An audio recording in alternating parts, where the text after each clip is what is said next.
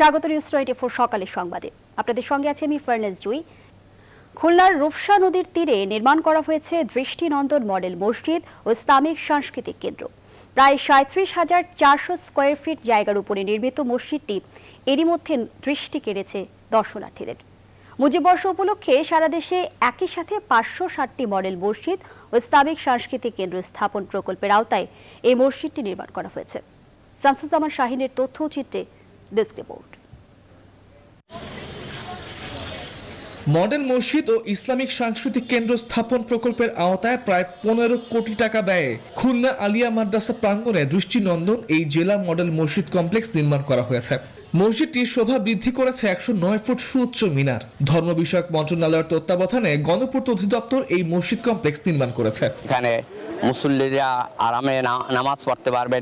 Islamic সাংস্কৃতিক কেন্দ্র, এর মাধ্যমে অনেকেই ইসলামী ক্ষেত্রে উপকৃত হতে পারবে। মসজিদের দ্বিতীয় তলায় একসাথে নামাজ আদায় করতে পারবেন 1100-র বেশি মুসল্লি। তৃতীয় তলায় নারীদের জন্য রয়েছে নামাজের স্থান, আর চতুর্থ তলায় আছে ইমাম প্রশিক্ষণ কেন্দ্র, লাইব্রেরি, রেস্ট হাউস ও ইসলামিক ফাউন্ডেশনের অফিস কক্ষ। শুধু যে নামাজ পড়ার ব্যবস্থা তা না, এখানে ইমামদের জন্য ট্রেনিং এর ব্যবস্থা, ইমাম ট্রেনিং রুম, এখানে আমাদের লাইব্রেরির ব্যবস্থা আছে, এখানে মক্তবের ব্যবস্থা আছে, এখানে যারা কেউ মারা গেলে ডেড বডি ওয়াশের ব্যবস্থা থাকবে। এখানে সামগ্রিক ইসলামিক চর্চায় নতুন দিগন্ত তৈরি হবে বলে মনে করেন আলিয়া মাদ্রাসার অধ্যক্ষ। হেফজখানাও থাকবে, যেখান থেকে ছাত্র প্রত্যেক বছর হাফেজ ছাত্র বের হবে। তো কাজেই এটা একটা নতুন দিগন্ত উন্মোচিত হলো। আর ইসলামী সংস্কৃতি চর্চার মাধ্যমে জঙ্গিবাদ দমন করা সম্ভব হবে বলে মনে করেন সংশ্লিষ্টরা। জঙ্গিবাদ সন্ত্রাসের সাথে সম্পৃক্ত মানুষগুলো এখানে আসতে পারবে না, এবং তারা ধর্মকে যেভাবে ব্যবহার করে এদেশে জঙ্গিবাদ সৃষ্টি করেছে, ধর্মের অপব্যাখ্যা করে, এইগুলোর থেকে মানুষ বিচ্যুত হবে। খুলনা জেলা মডেল মসজিদ ও ইসলামিক সাংস্কৃতিক কেন্দ্রের ইসলামী চর্চার মাধ্যমে ধর্মীয় মূল্যবোধ ও ধর্মীয় জ্ঞান প্রচার প্রসার হবে বলে মনে করেন অনেকে। Desk report, news 24। দর্শক, সহকর্মী মাহমুদুল হাসান আছেন খুলনাতে। দেশব্যাপী এ ধরনের মসজিদ ও ইসলামী সাংস্কৃতিক কেন্দ্র উদ্বোধন অনুষ্ঠানে কি ধরনের প্রস্তুতি নেওয়া হয়েছে জানাবেন মাহমুদ।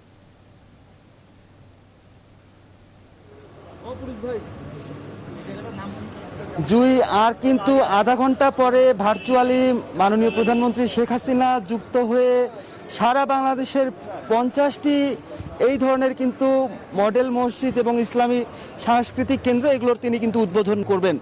এবং এই মুহূর্তে আমরা খুলনার যে মসজিদটিতে রয়েছে, এখানে কিন্তু সব ধরনের প্রস্তুতি নেওয়া হয়েছে। এখানে জেলা প্রশাসনের পক্ষ থেকে উদ্বোধনের যে প্রস্তুতিগুলো সেগুলো নেওয়া হয়েছে। একটু বলে রাখি যে জেলা শহরে 15 কোটি টাকা ব্যয় এবং উপজেলায় কিন্তু 13 কোটি টাকা ব্যয়ে যে মসজিদগুলো নির্মাণ করা হচ্ছে, দৃষ্টিনন্দন যে মসজিদগুলো দেখতেই পাচ্ছেন, কিন্তু এগুলো শুধুমাত্র যে মসজিদ হিসেবে ব্যবহৃত হবে তা না। এখানে কিন্তু হচ্ছে যে আমরা রিপোর্টটিতেও কিন্তু শুনেছি যে 14,000-এর মতো এখানে হাফেজ তৈরি হবে। এখানে ইসলামিক গবেষণার ব্যবস্থা থাকবে, দেশি বিদেশি মেহমান যারা আসবেন তাদের থাকার ব্যবস্থা রয়েছে। পাশাপাশি শিশুদের প্রাথমিক শিক্ষার যে বিষয়গুলো, সেই বিষয়গুলোও কিন্তু অন্তর্ভুক্ত হবে। অর্থাৎ সম্পূর্ণ ইসলামী যে হচ্ছে যে গবেষণা এবং হচ্ছে যে মোটামুটি ধর্মীয় ইসলামের চর্চার যে বিষয়গুলো, সেই বিষয়গুলো কিন্তু আসলে প্রাধান্য দিয়ে এই মডেল মসজিদগুলো নির্মাণ করা হয়েছে। তো আর কিছুক্ষণ পরেই উদ্বোধন করা হবে, এবং এটি কিন্তু আসলে একটি নজির বলা যায় যে একটি রাষ্ট্রে একসাথে 560টি মসজিদ নির্মাণ করা, এটি কিন্তু আসলে বিরল একটি দৃষ্টান্ত স্থাপন করলো বাংলাদেশ। তো আজকে প্রথম ধাপে হচ্ছে যে 50টি মসজিদের উদ্বোধন করা হবে, এবং ধাপে ধাপে জেলা এবং উপজেলাগুলোতে এই যে 560টি মসজিদ যে উদ্বোধন করা হবে, তো তারই প্রক্রিয়ায় কিন্তু আজকে ভার্চুয়ালি যুক্ত হয়ে এই কার্যক্রমের উদ্বোধন করবেন মাননীয় প্রধানমন্ত্রী শেখ হাসিনা। জুই। মাহমুদ, ধন্যবাদ জানাচ্ছি আপনাকে। দর্শক, সরকারি কর্মসূচি সম্পর্কে মতামত জানাতে আমাদের সঙ্গে যুক্ত হচ্ছেন সাভার মডেল মসজিদের ইমাম মারুফ বিল্লাহ। সহকর্মী নাজবুল হুদা রয়েছেন তার সাথে। নাজবুল।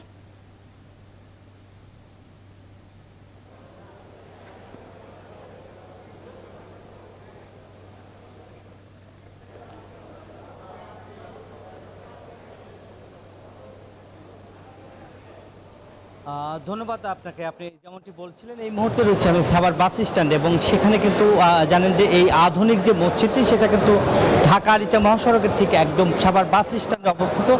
সেই মসজিদটি খুব আধুনিক আয়নে আসলে তৈরি করা হয়েছে, যেহেতু এখানে বিদেশি মেহমানরা যাওয়ার জন্য এবং জাতীয় স্মৃতিসৌধ রয়েছে, সেই স্মৃতিসৌধ কিন্তু সেখানে প্রাঙ্গণে যেহেতু একটি ধর্মীয় একটি মসজিদের আসলে প্রয়োজন, সেইখানে কিন্তু আমরা একটু সরাসরি এই মসজিদের যে ইমাম মারুফ বিল্লাহর সঙ্গে একটু কথা বলবো। তিনি রয়েছেন এই মুহূর্তে আসলে আপনারা দেখছেন, এবং এই মসজিদটির কি কি মানে আধুনিকতা রয়েছে, এবং আজকে তো আপনি নিয়োগ পেয়েছেন এবং কিছুক্ষণ মধ্যেই কিন্তু উদ্বোধন হতে যাচ্ছে। জি, আসসালামু আলাইকুম রহমতুল্লাহ। আমি সাভার মডেল মসজিদ এবং ইসলামী সাংস্কৃতিক কেন্দ্রের ইমাম হিসেবে নিযুক্ত হয়েছি। তো মহান আল্লাহ তাআলার কাছে অসংখ্য শুকরিয়া আদায় করছি যে আমাদের আমাদের এই মাতৃভূমি বাংলাদেশের স্বাধীনতার স্থপতি বঙ্গবন্ধু শেখ মুজিবুর রহমানের সুযোগ্য কন্যা আমাদের প্রধানমন্ত্রী শেখ হাসিনার উদ্যোগে বাংলাদেশে যে মডেল মসজিদ এবং ইসলামী সাংস্কৃতিক কেন্দ্রগুলো হয়েছে, এর মাধ্যমে এই সমাজের ভিতরে যে সকল অসঙ্গতিগুলো রয়েছে, ইসলাম সম্পর্কে মানুষের ভিতরে যে সকল ভুল ধারণাগুলো রয়েছে, ইনশাআল্লাহ আমরা আশাবাদ ব্যক্ত করছি যে এর মাধ্যমে আমাদের মাতৃভূমি বাংলাদেশকে যেমনিভাবে একটা মডেল মসজিদ, ইনশাআল্লাহ বিশ্বের দরবারে সারা পৃথিবীতে আমরা আমাদের বাংলাদেশকে একটি মডেল হিসেবে আমরা উপস্থাপন করতে পারবো, আমরা এটা বিশ্বাস করি।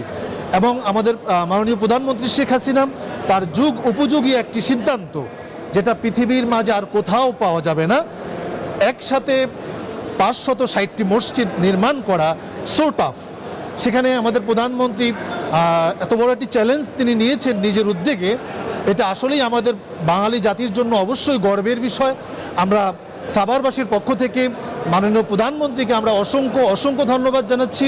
আল্লাহ রাব্বুল আলামিন তাকে হায়াতুত তাইয়্যিবা দান করুন। আল্লাহ রাব্বুল আলামিন আমাদের প্রধানমন্ত্রীকে কোরআনের জন্য, ইসলামের জন্য কবুল করুন। এবং এই মডেল মসজিদ কেন্দ্রিক যে সেবা কেন্দ্রগুলো থাকবে, তার ভিতরে রয়েছে ইসলামিক রিসার্চ সেন্টার থাকবে, ইসলামিক লাইব্রেরি থাকবে, এবং সমাজ থেকে জঙ্গলিবাদ এবং আমাদের বাংলাদেশ থেকে বিশেষ করে জঙ্গলিবাদকে উৎখাত করার জন্য আমাদের মাননীয় প্রধানমন্ত্রী যে চেষ্টা করে যাচ্ছেন, ইনশাআল্লাহ আমরা সেই জঙ্গলিবাদ, ইসলাম সম্পর্কে যে ভুল ধারণাগুলো রয়েছে, এই ভুল ধারণাগুলো মানুষের ভিতর থেকে আমরা দূরীভূত করতে পারবো বলে আমরা আশা করছি ইনশাআল্লাহ। ধন্যবাদ আপনাকে। যেহেতু 13,07,00,000 টাকা ব্যয় করে এই মসজিদটি নির্মাণ করা হয়েছে, এছাড়াও কিন্তু 18 মাস লেগেছে এই মসজিদটি নির্মাণ করতে, এবং আপনি দেখছেন যে এই 3তলা ভবন এবং 3তলায় কিন্তু মহিলারা। নাজমুল, ধন্যবাদ জানাচ্ছি আপনাকে।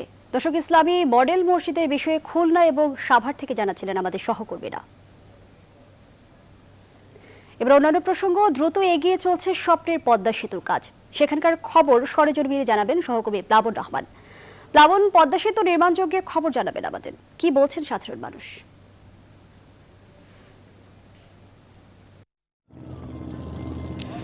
খুবই সুখবর বলতে হবে। এখন পর্যন্ত যদি বলতে চাই এক কথায়, এটির কাজ এখন পর্যন্ত 94 ভাগ শেষ হয়েছে, একেবারে শেষ প্রান্তে, খুব বেশি সময় বাকি নেই। 1 বছর, এখন 2021-এর জুন চলছে, বলা হচ্ছে 2022-এর জুন নাগাদ এই স্বপ্নের পদ্মা সেতু খুলে দেবে। আপনি দেখতে পাচ্ছেন দৃশ্যমান 6.15 কিলোমিটারের পদ্মা সেতু দক্ষিণ পশ্চিমাঞ্চলবাসীর জন্য বড় সুখবর, এবং করোনা, বন্যা, 2 বাধা সত্ত্বেও এভাবে দাঁড়িয়ে আছে স্বপ্নের পদ্মা সেতু। আমরা ফেরিতে পার হচ্ছি, আমরা যেতে চাই নদীর ওপারে, ঢাকা মাওয়া ভাঙা এক্সপ্রেসওয়ে নিয়ে কাজ করতে যাচ্ছি। ফেরিবাসীর সঙ্গে একটু কথা, যারা ফেরিতে আছেন তাদের সঙ্গে একটু কথা বলতে চাই। দক্ষিণ পশ্চিমাঞ্চলের মানুষ যারা রাজধানীতে যাতায়াতে এখনও দুর্ভোগ পোহাতে হচ্ছে, তাদেরকে ফেরি পার হতে নানা রকম বিড়ম্বনার মধ্য দিয়ে যাচ্ছেন, তাদের সঙ্গে একটু কথা বলতে চাই। আঙ্কেল, কি অবস্থা? সব মিলিয়ে চোখের সামনে পদ্মা সেতু হয়ে গেল, কেমন লাগছে? আসলে গেলে আমাদের খুব ভালো হবে ইনশাল্লাহ, কেন আমরা ফেরিতে পার হয়েছি, অনেক কষ্ট হয়েছে। 3 ঘন্টা 4 ঘন্টা ফেরিতে দাঁড়ানো হয় বা ঘাটে দাঁড়াইতে হয়, অনেক কষ্ট পাইছি আমরা। এখন এটা হয়ে গেলে আমাদের জন্য অনেক ভালো হবে। এখানে আসে সাথে সাথে আমরা ফেরি পার হয়ে যায়, ব্রিজ পার হয়ে যায়, ওই পারে আমরা যেতে পারবো, খুব ইজি হবে। এটা খুব ভালো আর একটা অবদান। এখনো ফেরিতে যাচ্ছেন? এখনো ফেরিতে যাচ্ছি। 1 বছর পরে পদ্মা সেতু খুলে দেওয়া হবে যানবাহন চলাচলের জন্য, তখন যাতায়াতটা কেমন হবে মনে হয়? তখন আমার মনে হয় এটা খুব ভালো হবে, বিশেষ করে এই ভাঙা সাইডে ফরিদপুরের লোকজনের জন্য খুবই ভালো হবে। সকালে যায় একটু কথা বলি, তরুণ প্রজন্ম হিসেবে এই যে দেশীয় অর্থায়নে পদ্মা সেতু হলো নিজের টাকায়, হ্যাঁ, কেমন লাগে? দুর্ভোগের মধ্য দিয়ে তো এখন যাচ্ছেন। অবশ্যই আমরা আসলে সেই দিনটারই অপেক্ষা করছি, মানে কখন 2022 সালে জুন মাসটা আসবে আর কখন আমরা সেই ব্রিজটা উপভোগ করতে পারবো। আসলে মানে আমরা মানে এটা ভাষায় প্রকাশ করতে পারবো না, মানে আমাদের দেশের জন্য এটা কতটা একটা গর্ব, কতটা একটা অহংকার। তো বাঙালি জাতি আসলে এইটার জন্য আসলে আমরা অপেক্ষা করতেছি। একটু আগে আমরা যখন ফেরিতে উঠি তখন মানে প্রচণ্ড মানে প্যাকড ছিল সেই জায়গাটা, মানে প্রচণ্ড দুর্ভোগ করতেছে। তো এখন আমরা সেই দিনটাই আসলে সেই সোনালী দিনটা আমরা কবে পাবো আমাদের মাঝে সেটা। অনেক ধন্যবাদ। সবাই অপেক্ষা করছেন, যেমনটা বলছিলাম খুব বেশি কাজ বাকি নেই। মূল সেতুর কাজ আসলে 94 ভাগ শেষ হয়েছে এবং স্বাস্থ্যবিধি মেনে করোনাকালে স্বাস্থ্যবিধি মেনে কাজ চলছে। করোনা খুব বেশি বাধা এখন পর্যন্ত হয়নি। বেশিরভাগ শ্রমিক কর্মকর্তা কর্মচারীরা রয়েছেন দেশি বিদেশি, সবাই বেশিরভাগই আসলে ভ্যাকসিনের আওতায় এসেছেন। দুটি স্প্যানের উপরে এখন পর্যন্ত রোড স্ল্যাব বসানো বাকি, যেমনটা আমরা এখন পর্যন্ত দেখলাম। বাকি 39 স্প্যানের উপরে রোড স্ল্যাব বসানো হয়েছে এবং বিভিন্ন অংশে আমরা দেখতে পাচ্ছি যে সড়ক যোগাযোগ ব্যবস্থা পিচ ঢালের কাজও কিন্তু চলছে। তো সব মিলে বেশ অগ্রগতি এখন পর্যন্ত। যদি খুব বেশি অসুবিধা না হয়, করোনা খুব বেশি বাধা না হয়, অনাকাঙ্ক্ষিত বড় কিছু না ঘটে, তাহলে আশা করা যায় যে আগামী বছরের জুনে স্বপ্নের পদ্মা সেতু দিয়ে যানবাহন চলাচল করবে, দক্ষিণ পশ্চিমাঞ্চলবাসী ঢাকা যাতায়াত করতে পারবে। এই ছিল মোটামুটি আমার কাছে পদ্মা নদীর মাঝ থেকে সবশেষ খোঁজ খবরের বিষয়। প্লাবন, ধন্যবাদ জানাচ্ছি আপনাকে।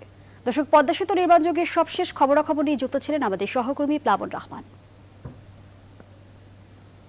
বিশেষ বিধিনিষেধ চলমান থাকার পরও রাজশাহীতে কমছে না করোনায় আক্রান্ত মৃত্যুর হার।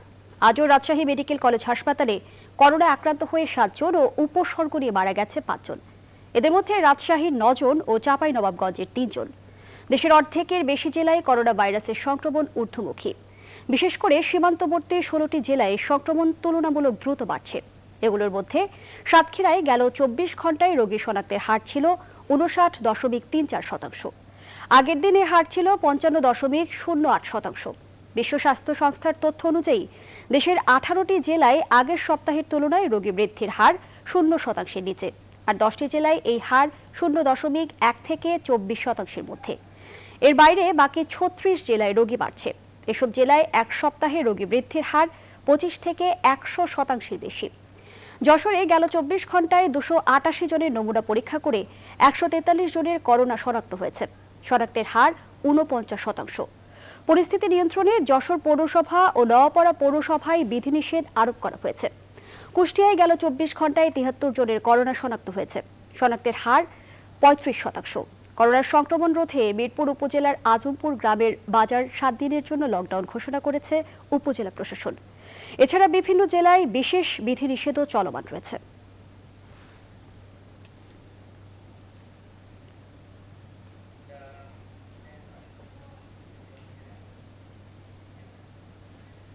দর্শক, বিস্তারিত জানাতে আমাদের সঙ্গে রাজশাহী ও যশোর থেকে যুক্ত হচ্ছেন সহকর্মীরা। শুরুতেই রাজশাহী থেকে যুক্ত হচ্ছেন সহকর্মী কাজী শাহিদ। শাহিদ, বিধিনিষেধ তো চলমান রয়েছে, তারপরেও করোনার সংক্রমণ ও মৃত্যুর হার কেন কমছে না, কি বলছেন সংশ্লিষ্টরা?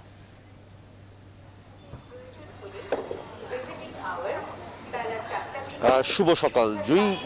বিধিনিষেধ এখন পর্যন্ত চালু আছে রাজশাহীতে। সরকারি যে নির্দেশনা আছে তার পাশাপাশি রাজশাহীতে কিন্তু বিশেষ বিধিনিষেধ চলছে। প্রতিদিনই বিকেল 5টার মধ্যে দোকানপাট বন্ধ করে দেওয়ার যে সিদ্ধান্ত সেটি চলমান আছে। কিন্তু সকাল 6টা থেকে বিকেল 5টা পর্যন্ত যেভাবে মানুষের চলাচল থাকে এবং বাজারগুলি যেভাবে খোলা আছে এবং বিভিন্ন জায়গায় স্পটগুলিতে যে মানুষের ভিড় আছে সেটি কিন্তু একেবারেই স্বাভাবিক দিনের মতোই। ফলে যে বিধিনিষেধ পালনের যে বিষয়টি সেটি কিন্তু মানুষ মানছেন না। জনস্বাস্থ্য বিশেষজ্ঞরা যেটি বলছেন যে সীমান্ত অঞ্চলে ঈদের পরপরই সীমান্ত অঞ্চলের জেলাগুলিতে যেহেতু করোনার সংক্রমণ বাড়তে ছিল তখন কিন্তু তারা বলেছিলেন যে এই জেলাগুলিতে অন্তত একটি কঠোর লকডাউন দিয়ে সেটিকে নিয়ন্ত্রণে আনা। সেটি প্রথম দিকে শুরু থেকে এটি করা যায়নি এবং রাজশাহীর পার্শ্ববর্তী যে জেলাগুলি চাঁপাইনবাবগঞ্জ, নওগাঁ, সেইগুলি থেকে কিন্তু প্রচুর রোগী আক্রান্ত হয়ে এই হাসপাতালে এসেছেন। তাদের স্বজনরা এখানে তাদের চিকিৎসা করান। তারা এখান থেকে ওষুধ কিনতে কিংবা বিভিন্ন পরীক্ষা নিরীক্ষা করতে নগরীর মধ্যে বিভিন্ন জায়গায় ঘোরাফেরা করেন। তারা বিভিন্ন রেস্তোরাঁয় খেতে যান। ফলে সংক্রমণ যেটি আছে সেটি কিন্তু আরও বেশি ছড়িয়েছে। আমরা যদি দেখি গত 3 দিন থেকে আজকে 4র্থ দিন র্যাপিড অ্যান্টিজেন টেস্ট করা হচ্ছে রাজশাহীতে, সেখানেও কিন্তু আক্রান্তের হারটি ঊর্ধ্বমুখী। প্রথম দিন আমরা দেখেছি যে 9%-এর কিছু বেশি, তারপরে 10%-এর বেশি। আজ গতকালকে কিন্তু আমরা যে দুপুর 1টা পর্যন্ত যে টেস্টটি করা হয়েছে সেখানে কিন্তু মধ্যেও 13% হয়েছে। তার মানে সামাজিক সংক্রমণ যেটি জনস্বাস্থ্য বিশেষজ্ঞরা বলছিলেন এটি খুবই ভয়ঙ্কর হতে পারে, সেটি কিন্তু রাজশাহী মহানগরীতে বেড়েছে এবং 13টি স্পটে সিটি কর্পোরেশনের পক্ষ থেকে সেটি করা হয়েছে। স্বাস্থ্যবিধি না মানা এবং মানুষের একেবারে শেষ মুহূর্তে হাসপাতালে আসার কারণেই মৃত্যু বাড়ছে বলে বলছেন এখানকার যারা চিকিৎসকরা আছেন। এবং আজকে রাজশাহী মেডিকেল কলেজ হাসপাতালে 12 জনের মৃত্যু হয়েছে করোনা আক্রান্ত এবং উপসর্গ নিয়ে। ফলে এই মৃত্যুর যে গ্রাফটি আছে সেটি কিন্তু এখন পর্যন্ত ঊর্ধ্বমুখী। তো এই ছিল রাজশাহী থেকে আমাদের সর্বশেষ। আমরা যেতে চাই যশোরের সহকর্মী রিপন হোসেনের কাছে, তার কাছ থেকে জানতে চাই সেখানে স্বাস্থ্যবিধি কতটা মানছেন মানুষ।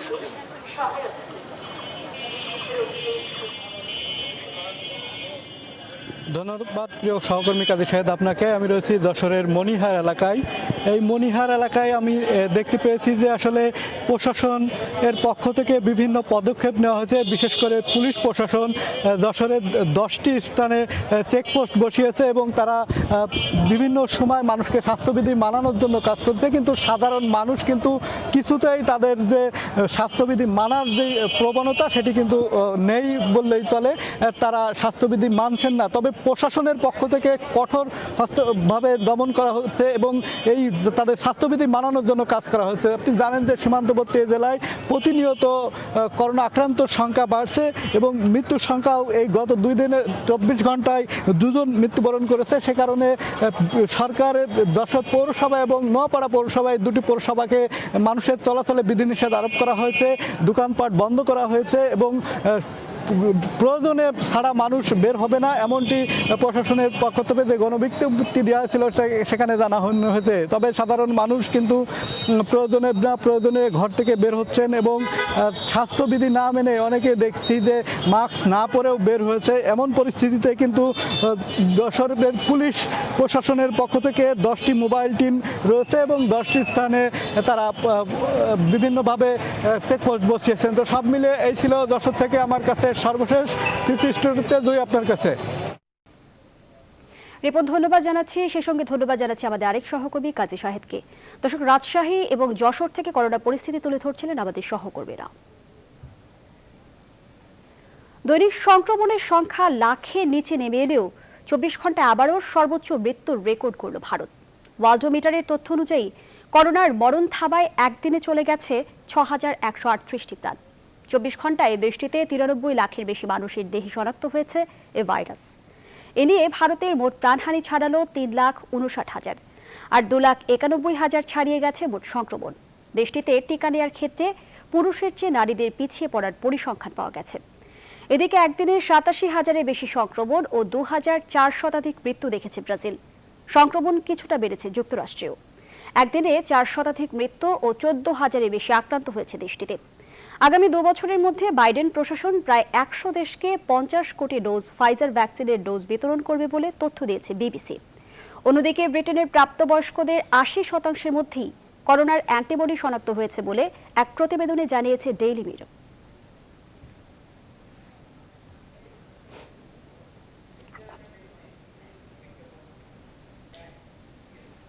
সকালের সংবাদের এ পর্যায়ে একটা বিরতি নিচ্ছে, সাথেই থাকুন।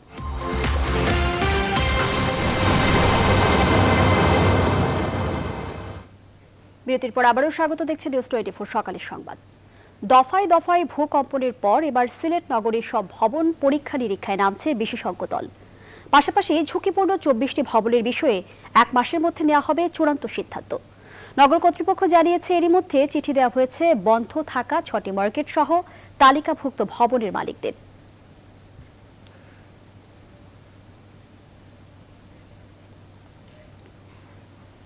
লালমনিরহাটের তিস্তা নদীর ভাঙন তীব্র আকার ধারণ করেছে। গেল কয়েকদিনের ভাঙনে নদী গর্ভে বিলীন হয়েছে মহিষখোঁচা ইউনিয়নে বেশ কিছু বসত বাড়ি, ফসলি জমি, রাস্তাঘাট সহ বিভিন্ন স্থাপনা। হুমকিতে রয়েছে কয়েক শতাধিক বসত ভিটা ও আবাসী জমি ও স্থাপনা। সম্পদ রক্ষায় অনেকে বাড়িঘর ভেঙে নিরাপদ জায়গায় সরিয়ে নিচ্ছেন। ভিটে মাটি হারিয়ে দিশেহারা নদী তীরবর্তী মানুষ। ভাঙন রোধে জরুরি ভিত্তিতে নদী তীর সংরক্ষণ বাঁধের দাবি জানিয়েছেন স্থানীয়রা। রেজাল্ট করি মানিকের তথ্যচিত্রে দেখুন ডেস্ক রিপোর্ট। লালমনিরহাটের মহিষখোঁচা ইউনিয়নের বালাপাড়া কুটিরপাড় সহ 5টি গ্রামের প্রায় 3 কিলোমিটার জুড়ে চলছে তিস্তা নদীর ভাঙন। প্রতিদিনই নদী গর্ভে বিলীন হচ্ছে বসতভিটা, ফসলি জমি সহ নানা স্থাপনা। ভাঙন অব্যাহত থাকায় হুমকিতে রয়েছে আরও অনেক স্থাপনা ও আবাদি জমি। ভিটেমাটি হারিয়ে দিশেহারা নদী তীরবর্তী মানুষ। ভাঙন কবলিতদের অভিযোগ, ভাঙন রোধে সংশ্লিষ্টরা কার্যকর কোনো পদক্ষেপ না নেয় প্রতি বছরই নদী ভাঙনের শিকার হচ্ছেন তারা। এ অবস্থায় নদী তীর সংরক্ষণ বাঁধের দাবি জানিয়েছেন স্থানীয় জনপ্রতিনিধিরা। এমন অবস্থা আমাদের জমি পর্যন্ত যখন ভিড়ে লাগিয়েছে এখন কোথায় যা থাকবো? ওই বাড়িঘর কারো খলিত নিয়ে রাখতেছি, মাঠে রাখতেছি, কারো খাল বিল আছে ওইগুলা মদাইতেছি। আজ ধরে খাইনো হয়, তাকেও যদি না পাই থাকবে তা আমরা কোন জায়গায় যাই বাবা? আমি উপরে অনেক জায়গায় অনুরোধ বিনোদ যত রকমের কথা বলা লাগে তাদের সেভাবে করেছি, কিন্তু আজ পর্যন্ত কোনো রকমের এই ভাঙন থেকে আমি এলাকার মানুষকে রক্ষা করতে পারতেছি না। এটাই আমার দুঃখ, আমার চেয়ারম্যানের ব্যর্থতা এ জায়গায়। সংশ্লিষ্টরা বলছেন ঝুঁকিপূর্ণ ও ভাঙন কবলিত এলাকায় দ্রুত কাজ শুরু করবেন তারা। ভাঙনের অবস্থার ভিত্তিতে আমরা একটি প্রকল্প 50 কোটি টাকার একটি প্রকল্প পাঠিয়েছি। বর্তমানে প্রকল্পটি পরিকল্পনা কমিশনের অনুমোদনের অপেক্ষায় আছে। প্রকল্পটি অনুমোদন হলে এই এলাকার ভাঙন স্থায়ীভাবে রোধ করা সম্ভব হবে। তিস্তার ভাঙন রোধে দ্রুত সব ধরনের পদক্ষেপ নেবে জেলা প্রশাসন, এমন প্রত্যাশা এলাকাবাসীর। টেক্স রিপোর্ট, নিউজ 24। এবার ফার্স্ট সিকিউরিটি ইসলামী ব্যাংক অর্থ বাণিজ্য সংবাদ। দক্ষিণ কোরিয়ায় অর্থনীতি দ্রুত প্রসারের পাশাপাশি স্বাভাবিক অবস্থায় ফিরছে কর্মসংস্থানের হার। করোনা মহামারী পরবর্তী সময়ে প্রত্যাশার তুলনায় দেশটির অর্থনীতি দ্রুত পুনরুদ্ধার হওয়ার ফলেই খাতটির উন্নয়ন ঘটছে বলে জানিয়েছেন সংশ্লিষ্টরা। দক্ষিণ কোরিয়ার পরিসংখ্যান বিভাগের তথ্যানুযায়ী গেল বছরের তুলনায় চলতি বছর তৈরি হয়েছে 6,19,000 কর্মসংস্থানের সুযোগ। মহামারীর ফলে ক্ষতি হওয়া অর্থনীতির 80% পুনরুদ্ধার করা সম্ভব হয়েছে বলে জানিয়েছে দেশটির অর্থ মন্ত্রণালয়।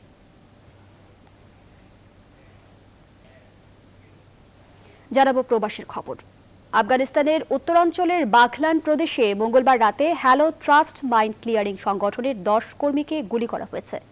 এ ঘটনায় আহত হয়েছেন আরও 16 জন। হামলার দায় স্বীকার করেছে আইএস। বিবিসি জানায়, মঙ্গলবার রাতে ব্রিটেন ভিত্তিক সংগঠনটির ক্যাম্পে 110 জন কর্মী উপস্থিত ছিলেন। সে সময় আইএসের সশস্ত্র সদস্যরা কম্পাউন্ডে ঢুকে গুলি চালালে হতাহতের ঘটনা ঘটে। বন্দুকধারীরা একটি বিশেষ জাতিগোষ্ঠীর নির্দিষ্ট কয়েকজনের খোঁজ করছিলেন বলে মন্তব্য করেছেন ট্রাস্টের প্রধান নির্বাহী জেমস কাওয়ান। এর আগে হ্যালো ট্রাস্ট চ্যারিটি ক্যাম্পে হামলার জন্য তালেবানকে দায়ী করেছিল আফগান প্রশাসন, তবে বন্দুক হামলার দায় অস্বীকার করেছে সশস্ত্র গ্রুপটি।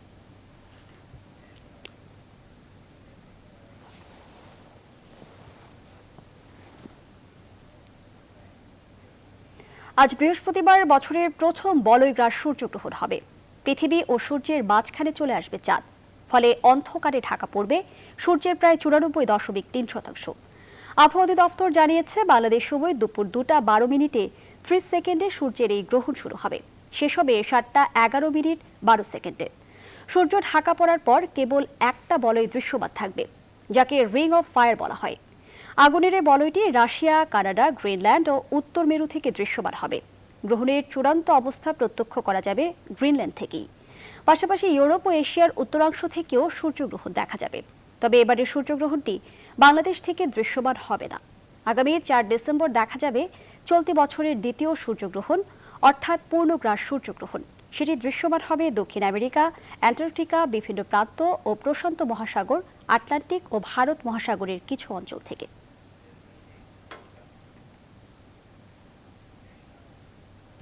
এবার news 24 sports. FIDE world cup দাবার বাছাই এশিয়ান জোনাল দাবা চ্যাম্পিয়নশিপে চ্যাম্পিয়ন হয়ে বিশ্বকাপে খেলার যোগ্যতা অর্জন করেছেন বাংলাদেশের গ্র্যান্ডমাস্টার জিয়াউর রহমান। জিয়া অপরাজিত চ্যাম্পিয়ন হয়েছেন 9 খেলায় 8 পয়েন্ট পেয়ে। 7.5 পয়েন্ট নিয়ে grandmaster Enamul Hossain Rajib runner up হয়েছেন। বুধবার রাজীব শেষ রাউন্ডে শ্রীলঙ্কান 2200 রেটিংধারী দাবারুর সঙ্গে ড্র করেন। আর 2019 সালে জাতীয় চ্যাম্পিয়নশিপে রিয়াজ মোর্শেদ চ্যাম্পিয়ন হওয়ায় তিনি সরাসরি খেলবেন আসন্ন রাশিয়া বিশ্বকাপ। এশিয়ান জোনাল চ্যাম্পিয়ন হিসেবে জিয়া তার সঙ্গী হবেন। বাংলাদেশ থেকে প্রথমবারের মতো বিশ্বকাপ দাবায় 2 জন অংশ নিচ্ছেন। পঞ্চমবারের মতো বিশ্বকাপ নিশ্চিত করলেন জিয়াউর রহমান। আগামী 10 জুলাই ফিদে ওয়ার্ল্ড কাপ দাবায় জোন 3.2 এর পক্ষে অংশগ্রহণ করবেন তিনি।